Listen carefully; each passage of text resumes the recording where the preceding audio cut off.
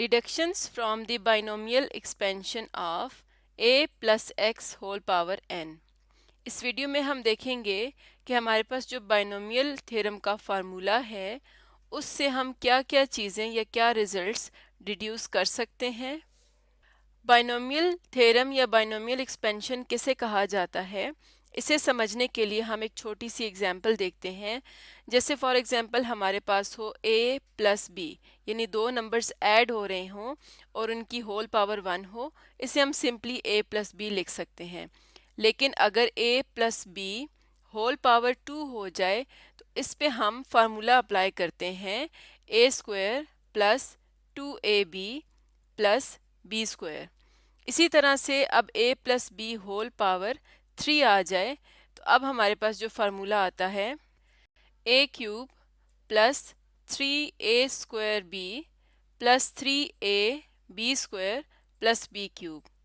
और अब अगर हम यहाँ पर पावर बढ़ा दें, यानी a plus b whole power 4 कर दें या a plus b whole power 10 कर दें, तो इसी तरह से हमने उसे ओपन करना है। लेकिन हमारे पास ऐसा कोई फार्मूला होना चाहिए जहाँ से हम इसको डायरेक्टली ओपन कर सकें। तो इसके लिए हमारे पास आता है बाइनोमियल एक्सपेंशन। तो ये हमारे पास बाइनोमियल थ्योरम का फार्मूला है। यहाँ पर a जो है वो फर्स्ट टर्म को शो करता है और जो सेकंड टर्म है उसे हम x से शो करते हैं। यानी यहाँ पर b की जगह हमने x लिखा है, होल पावर n लिखा है। n का मतलब होता है पावर, जो भी हमने उसके ऊपर नंबर लेना है। तो इस फार्मूला को हम किस तरह से यूज़ करते हैं, यहाँ पर हमें अगर n की वैल्यू 1 दी गई हो तो हम जहाँ जहाँ हमें n नज़र आ रहा है वहाँ पर हम n पुट करते हैं। और ये जो टर्म है इसे किस तरह से ओपन करते हैं, इसे हम पढ़ते हैं NCR। और इसके लिए हम फार्मूला यूज़ करते हैं फैक्टोरियल का, n factorial divided bye r factorial multiplied by n minus r factorial. तो इसे हम इस तरह से ओपन करेंगे हर टर्म के लिए अलहदा से। और फार्मूला में अगर हम देखें तो हमारे पास शुरू हो रहा है NC0 और a power n plus NC1 a power n minus 1 और x की power 1 plus NC2 a power n minus 2 और x की पावर भी 2। तो इसी तरह से ये फार्मूला चलता जाएगा जब तक हमारे पास NCn नहीं आ जाता और a यहाँ पर n माइनस n होके ख़त्म हो जाएगा, सिर्फ हमारे पास x पावर n रह जाएगा। तो ये हमारे पास बाइनोमियल थ्योरम है। अब हम देखते हैं कि बाइनोमियल थ्योरम के फार्मूला से हम कौन कौन से रिजल्ट्स को डिड्यूस कर सकते हैं। तो पहले हम इसका रिजल्ट नंबर 1 देखते हैं। If we put a equals to 1 in binomial expansion, then a equals to 1 का मतलब है कि जो भी फर्स्ट टर्म है एक्सपेंशन के अंदर, अगर हम इसकी जगह 1 लिख दें तब क्या होगा। तो यहाँ पर हमने फार्मूला कॉपी कर लिया है और जैसे कि यहाँ पर a की जगह अब हमने 1 लिखना है तो हम यहाँ पर लिख देते हैं 1। अब हम जानते हैं कि अगर 1 की पावर n हो या कोई भी हो तो हमारे पास आंसर में 1 ही आता है। इसका मतलब है कि जहाँ पर हमें a नज़र आ रहा है इसको हम रिप्लेस कर देंगे 1 के साथ। यहाँ पर भी a रिप्लेस हो जाएगा 1 से। इसी तरह इस पूरे एक्सप्रेशन में जहाँ जहाँ a नज़र आ रहा है उसकी जगह हम 1 लिखते जाएंगे और उसके बाद इस एक्सप्रेशन को सिंप्लीफाई करेंगे। तो ये आ जाएगा 1 plus x whole power n equals to, first जो हमारे पास टर्म थी वहाँ पर हमारे पास रह जाएगा NC0 प्लस सेकंड में हमारे पास है NC1 और साथ इसके a ख़त्म हो गया, सिर्फ x रह गया, प्लस नेक्स्ट आ जाएगा NC2 और इसके साथ आ जाएगा x स्क्वायर प्लस इसी तरह अगर हम आर्थ टर्म को देखें तो NCR के साथ x पावर r रह जाएगा। और अब अगर हम लास्ट टर्म को देखें तो लास्ट टर्म में हमारे पास रह जाएगा NCn और x पावर n। तो ये हमारे पास रिजल्ट आ जाता है जब हम फर्स्ट जो टर्म है उसे 1 कर देते हैं। तो जहाँ पर वो 1 हो जाएगा हमारे पास सिर्फ यहाँ पर जो कम्बिनेशंस के एक्सप्रेशन है वो रह जाएंगे और सेकंड टर्म की पावर्स रह जाएंगी। तो यहाँ से एक और चीज़ देखें कि जो भी यहाँ पर n के साथ दूसरा नंबर है वही यहाँ पर वेरिएबल की पावर है। यानी NC0 है तो x पावर 0, NC1 है तो x पावर 1, NC2 है तो x पावर 2 और इसी तरह से ये एक्सप्रेशन आगे चलता जाता है। और अगर हम चाहें तो एन सी ज़ीरो वाले जो एक्सप्रेशंस हैं इन्हें हम खोल भी सकते हैं, यानी अगर एन सी ज़ीरो हो तो इसे किस तरह से लिखेंगे, यहाँ पर हमने इसकी एक्सपेंशन रखी है, यह आ जाएगा n factorial divided by zero factorial n minus zero factorial. और वैसे भी हम जानते हैं कि जब एन सी ज़ीरो आता है तो वो वन आता है। इसे ओपन करके देखते हैं, यह आ जाएगा एन फैक्टोरियल, ज़ीरो का फैक्टोरियल वन होगा और n minus zero n factorial, तो ये भी ओवरऑल हमारे पास रह जाएगा वन। तो यहाँ पर आ जाता है वन। अब अगर हम एन सी वन को देखें तो ये आ जाएगा n C one equals to n factorial divided by one factorial into n minus one factorial. अगर इसे सिंप्लीफाई करें तो ये क्या आएगा, यहाँ पर हम लिख सकते हैं एन फैक्टोरियल, वन फैक्टोरियल भी वन ही होता है। यहाँ पर हम फैक्टोरियल को थोड़ा सा रिवाइज कर लेते हैं। जैसे कि हम जानते हैं कि अगर हमारे पास हो थ्री फैक्टोरियल तो ये किसके इक्वल होता है, थ्री लिखेंगे और थ्री से नीचे जितने भी नंबर हैं यानी three multiply by two multiply by one, सबको हमने मल्टीप्लाई करना है, ये आ जाएगा सिक्स, यानी थ्री फैक्टोरियल क्या आ जाता है, सिक्स आ जाता है।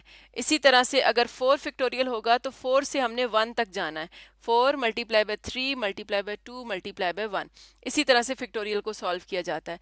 तो अगर वन फैक्टोरियल होगा तो वो सिर्फ वन ही रह जाएगा, अगर ज़ीरो फैक्टोरियल होगा तो उसे भी हम वन ही लिखते हैं, वो भी उसका जो रिजल्ट है वन ही होता है। अब यहाँ पर अगर हम देखें तो वन फैक्टोरियल वन आ जाएगा। एन माइनस वन फैक्टोरियल को हम अगर ख़त्म करना चाह रहे हैं तो यहाँ पर जो n फैक्टोरियल है इसकी जगह हम लिख सकते हैं n into n minus one factorial, क्योंकि हम जानते हैं कि जो भी हमारे पास नंबर है, जैसे यहाँ पर हमने लिखा three multiply by two multiply by one, तो इसे हम लिख सकते हैं three multiply by two factorial, यानी कि जो नंबर हमें नज़र आ रहा है n और उससे नीचे वाले नंबर का सारा फैक्टोरियल साथ लिख सकते हैं। यहाँ पर आ जाएगा n माइनस वन फैक्टोरियल, ये दोनों कैंसिल हो जाएंगे तो यहाँ पर सिर्फ रह जाएगा n।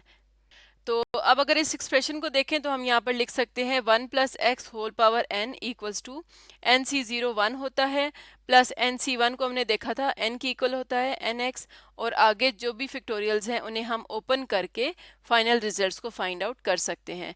तो यहाँ पर हमने देखा कि अगर हमारे पास जो फर्स्ट वाला जो टर्म है उसे हम वन कर दें तो हमारे पास जो एक्सप्रेशन है वो काफ़ी सिंपल हो जाता है।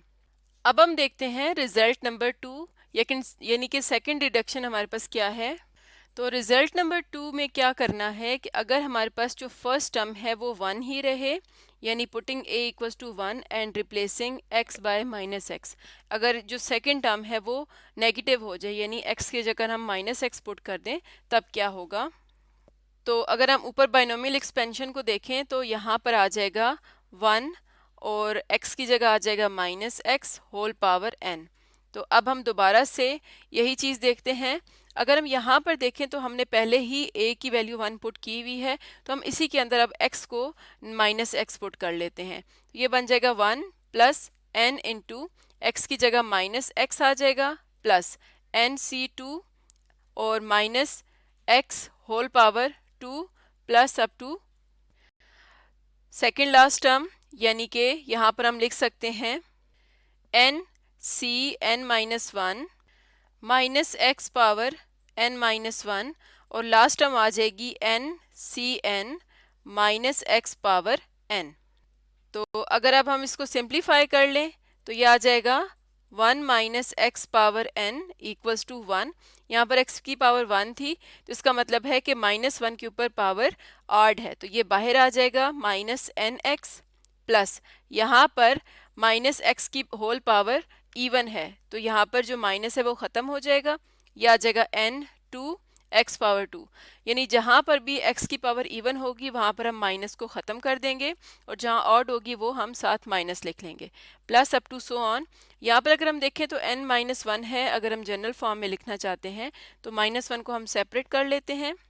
माइनस वन के ऊपर पावर आ जाएगी n माइनस वन, साथ आ जाएगा n into n minus one और x power n minus one plus n, बल्कि यहाँ पर भी हम पहले माइनस वन को बाहर ले आते हैं होल पावर n, यह आ जाएगा एन सी एन और x पावर n। तो यहाँ पर हमने देखा कि वही एक्सप्रेशन है जो हमारे पास a वन के लिए आया था, सिर्फ जहाँ पर x की पावर ऑड होगी वो टर्म नेगेटिव हो जाएगी। अब हम देखते हैं रिजल्ट नंबर थ्री। तो इसमें हम बाइनोमियल कोफिशिएंट्स का सम फाइंड कर सकते हैं, यानी जो भी हमारे पास वेरिएबल के साथ कांस्टेंट नंबर्स आ रहे हैं इनका हम सम फाइंड कर सकते हैं अगर हम a को भी 1 कर दें और x को भी 1 कर दें। तो अगर हम a और x दोनों की जगह 1 पुट करेंगे तो यहाँ पर हमने यहाँ नीचे फार्मूला कॉपी कर लिया है, इसमें हम चेंजेस कर लेते हैं। तो a की जगह भी हमने 1 पुट किया और x की जगह भी 1 पुट किया, तो ये आ जाएगा 1 + 1 होल पावर n। तो इस बात का मतलब ये है कि जहाँ पर भी हमें a और x नज़र आ रहे हैं ये सब 1 हो जाएंगे, तो हमारे पास सिर्फ कोफिशिएंट्स रह जाएंगे, यानी nc0 plus nc1 plus nc2 plus second last term हो जाएगी n-1 और लास्ट में आ जाएगा n और n। तो यहाँ पर हमारे पास सिर्फ कोफिशिएंट्स रह गए हैं। तो अगर हम इस तरफ देखें तो ये आ जाएगा 1 + 1 2 पावर n, और इस तरफ यही सारी चीज़ यानी कोफिशिएंट्स का सम। तो कोफिशिएंट्स का सम हमने देखा कि किसके इक्वल होता है, 2 पावर n के इक्वल होता है। तो ये हमारा रिजल्ट नंबर 3 था, इसे भी हम यहाँ पर सामने रख लेते हैं कि जो कोफिशिएंट का सम है वो किसके इक्वल आ गया, 2 पावर n के इक्वल। अब आते हैं रिजल्ट नंबर 4 पे। तो इस केस में अब हम a की जगह 1 और x की जगह -1 पुट करेंगे। तो यहाँ से हमें क्या मिलेगा, जो भी हमारे पास बाइनोमियल एक्सपेंशन के कोफिशिएंट्स हैं उनमें हम जानते हैं कि कुछ कोफिशिएंट्स ऑड होते हैं कुछ इवन होते हैं। तो ऑड और इवन का हमने आपस में रिलेशन देखना है। तो अगर हम यहाँ पर देखें तो हमने पुट करना है a की जगह 1 और x की जगह -1। तो ऑलरेडी हमने जो फर्स्ट एक्सप्रेशन था हम चाहें तो इसमें ही x की जगह -1 पुट कर सकते हैं, और अगर हम सेकंड वाला लें तो यहाँ पर ऑलरेडी a की जगह 1 है और x की जगह -x, तो सिंपली हमें x की जगह 1 पुट करना होगा। तो इसमें से हम कोई भी एक्सप्रेशन उठा लेते हैं। तो हमने ये वाला एक्सप्रेशन ले लिया है, इसमें a की जगह 1 पुट हुआ है और x की जगह -x। तो अब हमने सिंपली यहाँ पर x की जगह 1 पुट करना है। तो ये आ जाएगा 1 - 1 whole power n equals to 1 - n, x की जगह 1 था तो सिर्फ n रह जाएगा, प्लस n टू x वाली टर्म 1 हो जाएगी, प्लस -1 होल पावर n-1 और nc(n-1) plus -1 whole power n और ncn, यानी हमारे पास सिर्फ कांस्टेंट कोफिशिएंट्स रह गए। अगर हम इस तरफ देखें तो हमें नज़र आ रहा है कि 1 और -1 आपस में कैंसिल आउट हो जाएंगे, तो यहाँ पर रह गया 0, बाकी हमारे पास वही टर्म्स आ जाएंगी। अगर हम यहाँ पर पैटर्न को ठीक से रखना चाहते हैं तो हम यहाँ पर दोबारा से लिख सकते हैं, ये जो 1 था इसकी जगह हमारे पास था nc0 और -n की जगह था nc1। ये हम इसलिए कर रहे हैं ताकि हम पैटर्न को अपने सामने रख सकें। तो अब अगर हमारे पास जो n है वो ऑड पॉजिटिव इंटीजर है, तो हमारे पास ये जो लास्ट टर्म्स हैं इनको हमने जनरलाइज करना है। अगर n ऑड है तो इसका मतलब है कि n में से 1 माइनस हो जाएगा तो वो इवन पावर रह जाएगी। तो जब -1 की पावर इवन आएगी तो वो पॉजिटिव हो जाएगा, इसका मतलब है कि ये टर्म हो जाएगी पॉजिटिव। अगर n ऑड है तो ये वाली टर्म आ जाएगी नेगेटिव।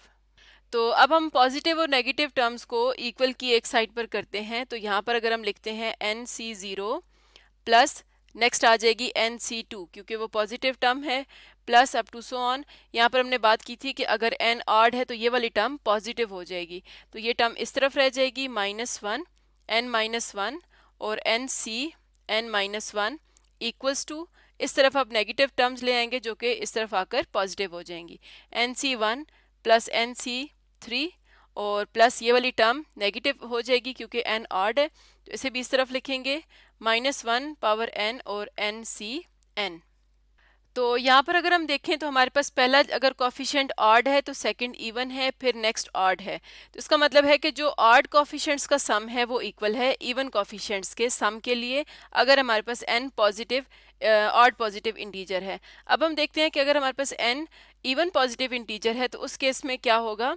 उस केस में भी हम यहाँ पर लिख सकते हैं nc0 और प्लस n2, यानी कि जो पॉजिटिव टर्म्स थी, लेकिन यहाँ पर हमने देखना है कि ये टर्म पॉजिटिव है या नहीं। तो अगर ये इवन है, इवन में से 1 माइनस करेंगे ये ऑड रह जाएगा, मतलब ये वाली टर्म अब नेगेटिव हो गई। तो इसका मतलब है कि ये टर्म हम यहाँ पर नहीं लिखेंगे, बल्कि यहाँ पर अगर n इवन है तो ये टर्म पॉजिटिव हो जाएगी। तो हम लिखेंगे -1 होल पावर n और यहाँ पर आ जाएगा nc(n) plus equals to n1 plus n3।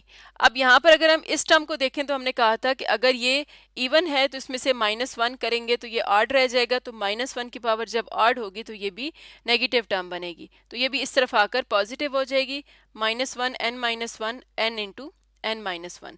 तो इसमें भी हम देख सकते हैं कि जो सम ऑफ जो इवन कोफिशिएंट्स हैं वो इक्वल है सम ऑफ ऑड कोफिशिएंट्स के। तो इस तरह से हमने कुछ रिजल्ट्स यहाँ से डिड्यूस किए हैं बाइनोमियल एक्सपेंशन के लिए। आज का हमारा टॉपिक था deductions from the binomial expansion of a plus x whole power n।